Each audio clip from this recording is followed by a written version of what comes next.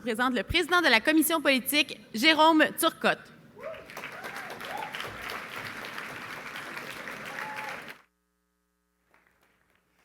Bonjour à tous, bonjour à toutes. Je m'appelle Jérôme Turcotte et c'est avec un grand plaisir que je m'adresse à vous. Un grand plaisir puisque depuis juin dernier, j'ai la chance d'occuper la charge de président de la commission politique. Et l'objet de mon allocution aujourd'hui n'est pas nécessairement sur la thématique, c'est plutôt pour vous exposer la vision de la commission politique qu'on a développée pour favoriser le militantisme, pour améliorer nos instances, nos structures, nos débats. Donc la vision de la commission politique, elle est simple. Faire du PLQ la référence en matière de débat politique, de propositions politiques audacieuses à l'intérieur de structures partisanes à l'écoute de ses militants. Là-dedans, il y a 3 choses clés. Des débats, de l'audace et de l'écoute. Mais avant d'aller plus loin, on doit faire face à certains défis. Il y a des défis que l'on doit relever. Et ces défis, ce sont les suivants. Il y a un cynisme ambiant envers la politique. On va se le dire, l'implication politique n'est pas toujours l'implication favorite des Québécoises et des Québécoises. Souvent, on va préférer l'implication à la carte dans un OBNL quelconque ou dans un lobby ayant une mission particulière. De plus, le monde médiatique instantané laisse peu de place au débat d'idées. Nous, on le sait. On est ici aujourd'hui pour avoir un débat d'idées, pour discuter, mais tout ce plaisir, tout cet enthousiasme-là qu'on va partager aujourd'hui, il faut qu'on soit capable de le faire sortir de cette salle, il faut qu'on soit capable de la communiquer aux gens qu'on rencontre. Et il est là notre défi. Il faut continuer à travailler, à démontrer l'importance et l'impact de l'implication citoyenne dans les instances politiques. Et le maître mot que je veux que l'on retienne aujourd'hui, c'est le mot « impact ». Avec la commission politique, avec le parti dans l'ensemble, dans sa réforme de la gouvernance, je veux que l'on travaille à faire en sorte que tous les militants ici présents sentent qu'ils font une différence. Je veux que l'on sente que lorsqu'on s'implique au Parti libéral du Québec, on fait une différence. On fait une différence sur les politiques du Québec et que l'on fait avancer le Québec.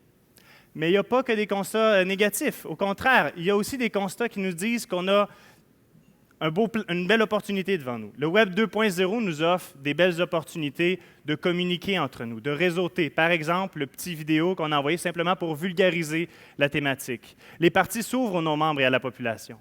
On a compris que si on va aller chercher davantage de militants, il faut leur laisser la porte entrouverte pour qu'ils puissent venir et goûter au plaisir de débattre. Par exemple, le Forum des idées en est un bel exemple, où est-ce qu'on a réussi à créer un événement vraiment attractif où des gens de partout dans la province veulent venir débattre avec nous, et il faut continuer dans ce sens-là.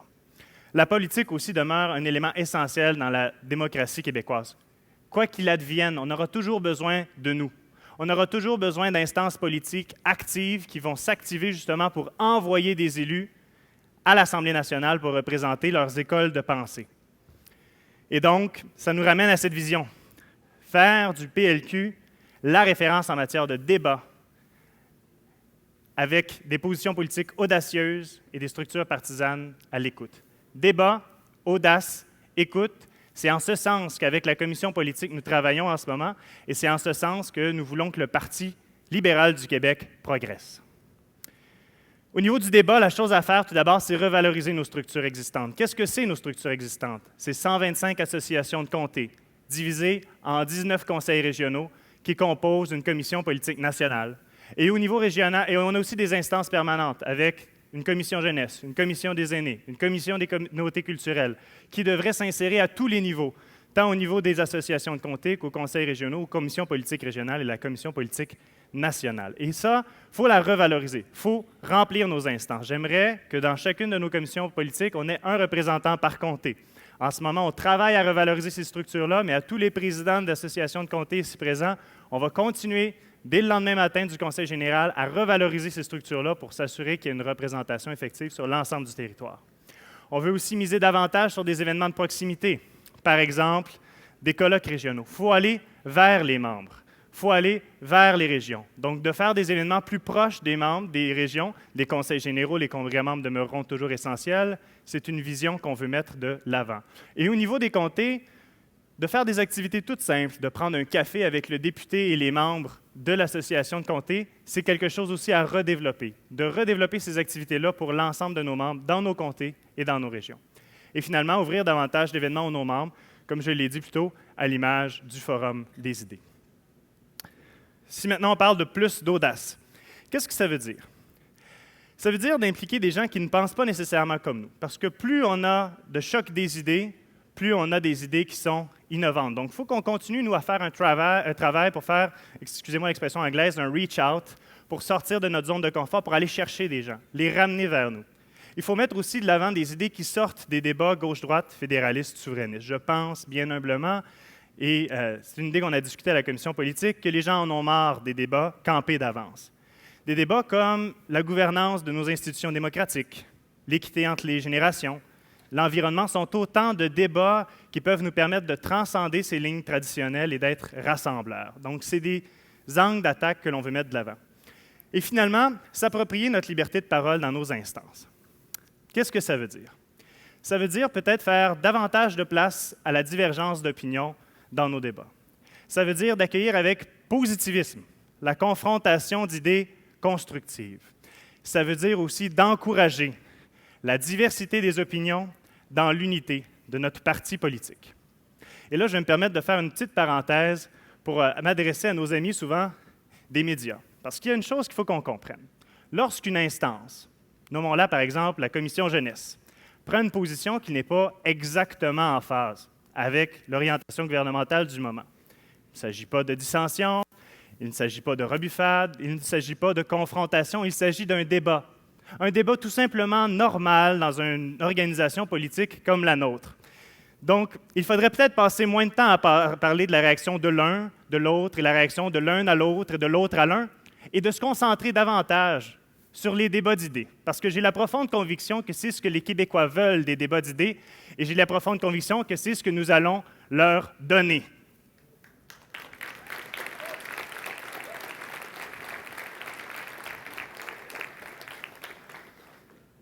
Au niveau de l'écoute, l'écoute interpelle évidemment notre aile parlementaire. Il faut travailler en amont avec les élus dans nos réflexions. Et ça, c'est fait. Il faut le dire, le programme électoral qui a été adopté, mis de l'avant lors de la dernière campagne, a été élaboré de concert avec des députés et des militants de notre base. Il faut continuer à cela lors de l'élaboration de nos plateformes de résolution cadre et aussi dans tous nos débats, que ce soit au niveau des régions. Il faut aussi rétablir davantage de canaux de communication avec les militants. Donc, je veux travailler avec les présidents de commissions politiques régionales lorsqu'ils ont des enjeux pour envoyer l'information à l'aile parlementaire. Trouver les façons de faire circuler cette information parce que, comme on l'a dit, l'important, c'est l'impact. Je veux que les militants du Parti libéral sentent qu'ils peuvent envoyer leurs idées, faire circuler leurs idées au sein de nos instances et auprès de nos élus. Et finalement, donner davantage de réactions aux militants sur la mise en œuvre de leurs idées. Parce que le problème, ce n'est pas que les élus ne mettent pas en œuvre nos idées. Ils les mettent en œuvre, mais je dois avouer qu'on a peut-être un travail de communication pour nous le rappeler, pour se le dire que le travail que l'on fait ici est pertinent, qu'il a un impact et qu'il est mis en œuvre par nos députés. Donc, je vais travailler avec la commission politique pour qu'on communique davantage cette information-là. Dans le fond, il y a un mot que je veux qu'on retienne aujourd'hui, c'est l'impact. Je veux que chaque militant ici, au fil des ans, ait un sentiment que sa participation, que la journée qu'il passe ici, que l'heure qu'il donne dans son association de comté ait un impact sur les politiques et les orientations du Québec, qu'il contribue à faire avancer le Québec. Et la façon d'y faire, ce que la commission politique veut mettre en œuvre, c'est d'augmenter l'impact de chacun des militants avec davantage de débats, d'augmenter l'impact de chacun des militants avec davantage d'audace et d'augmenter l'impact des militants avec davantage d'écoute. Cela dit, je vais juste prendre un petit 2 minutes, un petit 3 minutes, 4 minutes pour ceux qui voudraient me donner de la rétroaction parce que je veux aussi vous écouter. Je veux savoir quelles sont les activités pour vous qui pourraient nous permettre d'avoir davantage d'impact, davantage d'écoute. Je prendrai peut-être 1 ou 2 interventions parce que la commission politique a besoin de vous. C'est quoi vos initiatives? Qu'est-ce que vous faites? Est-ce que vous avez des cafés politiques avec vos députés, etc.? Donc, pour ne pas prendre trop de retard, il y a un 15 minutes qui était alloué. Comme prévu, j'en ai pris seulement 7. Je prendrai les 7 dernières minutes. Pensez-y. Si jamais il n'y a pas d'intervention, on passera directement au débat. Mais qu'est-ce que vous, militants, avez comme proposition pour augmenter l'impact que l'on pourrait avoir comme organisation politique et le sentiment d'impact que l'on a lorsqu'on s'implique au Parti libéral? Je vous remercie beaucoup de votre attention. Je vais prendre des interventions s'il y a des gens qui souhaitent intervenir. Et sinon, on passera directement au débat qui porte sur l'innovation avec les résolutions régionales. Je vous remercie beaucoup de votre écoute.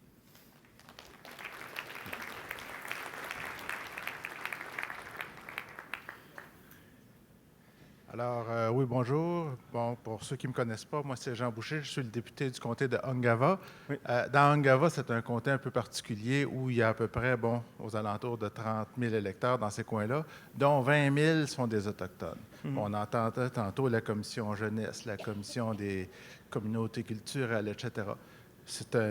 Bon, c'est peut-être que ça existe déjà, puis c'est seulement mon ignorance, mais quelle est la place faite aux Autochtones au sein du parti, puis comment on peut faire pour que les Autochtones se voient dans le parti, puis aient confiance que le Parti libéral du Québec est le véhicule qui pourra les faire progresser dans l'avenir, puis avoir une force d'attraction de ces gens-là.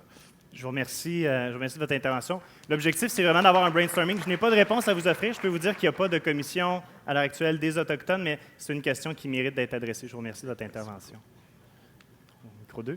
Oui, comme la Mousse Comté d'Outremont, moi je pense que le parti est en train de vivre actuellement de vrais changements au niveau des structures et puis au niveau du leadership du parti, ce qui est une bonne chose, c'est que c'est un parti vivant. Alors moi, je pense qu'il faut donner la parole aux citoyens. L'exemple de ce conseil, disons c'est le premier grand conseil qu'on fait depuis l'élection de M. Couillard, et on ne donne pas la parole aux citoyens. Bon.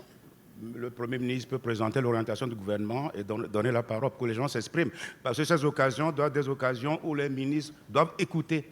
Je crois que c'est ça qui est important. Et je sais que le Parti libéral, on est des rares partis, on est derrière notre chef, on lui accorde un soutien inconditionnel et il faut écouter les militants. Moi, je crois qu'il faut commencer par là. Parce que les ministres, on les voit à la télé, ils sont partout. Surtout un dossier comme la relance économique, j'ai parlé avec M. Letao. Je sais qu'il dans cette salle, il y a beaucoup de gens qui ont des choses à dire. On ne leur a pas donné la parole. Et surtout, les conseils, que les ministres soient en mode écoute, qu'on donne la parole aux citoyens, aux membres. Merci. Donc, je vous ai entendu. Merci beaucoup. Micro 1. Charles Gagné de Terrebonne. Moi, ce que j'aimerais aussi faire remarquer à tout le monde par rapport à justement l'impact qu'on peut apporter, ce que je trouve dommage parfois que les gens qui sont moins impliqués en politique vont venir me dire, surtout chez les jeunes, c'est est-ce que tu participes au Parti libéral parce que tu crois à son credo? Puis je déteste entendre ça en politique, le mot credo ou les mots un peu totalitaires comme ça, parce que je pense qu'une des raisons pour laquelle on vient participer ici, c'est justement parce qu'on croit qu'on peut avoir un impact, justement, qu'on peut faire une différence, puis qu'on peut, pardonnez-moi l'expression, venir un peu tirer notre côté de la couverte en politique.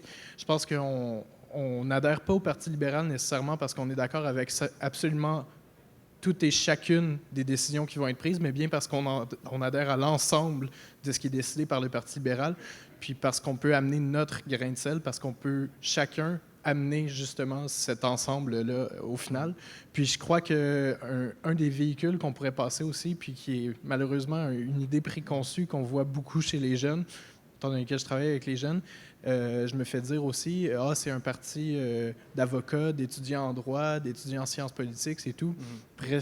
Personnellement, je suis étudiant en gestion, je vois des étudiants en économie, je vois des étudiants de tous les milieux, je vois des partisans de tous les milieux. Je pense que c'est important de rappeler aux gens que le Parti libéral, c'est un parti pour tout le monde. C'est pas un parti de certaines classes sociales. C'est pas un parti d'une race en particulier. C'est pas un parti d'un âge en particulier. C'est le parti qui cherche à inclure tout le monde. Puis c'est le parti qui va faire que les Québécois en général vont se sentir inclus puis vont pouvoir faire la différence via chacun leur petit impact qu'ils peuvent apporter au parti. Merci beaucoup pour votre intervention.